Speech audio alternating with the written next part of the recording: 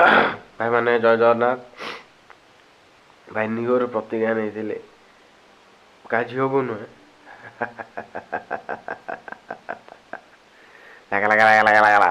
ମାନେ ନିଜେ ନିଜେ ଭଲ କାମ କରିବା ପାଇଁ ଭାଇ ଏପର୍ଯ୍ୟନ୍ତ ମୁଁ ପୁରା ଭାଇ ନିଜକୁ କଣ୍ଟ୍ରୋଲରେ ରଖିଛି ହେଲା।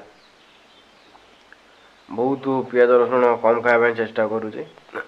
ଦେଖ ଭାଇ ଆଜ ବାହାରେ କାମ କରିବାକୁ ହେଲେ ପିଆଜ ରସୁଣ ଖାଇବାକୁ ପଡ଼ୁଛି। ଯେଉଁଦିନ ମୁଁ ନିଜେ ପୁରା ସାଧୁ ହେଇଯିବି ସେଇଦିନ ପୁରା ଛାଡ଼ିଦେବି ହେଲା।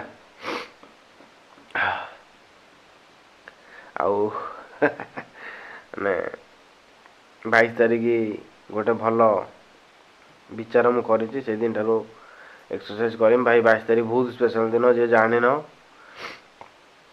ତମେ ଶଳା ହିନ୍ଦୁ ହବା ଯୋଗ୍ୟ ନୁହେଁ।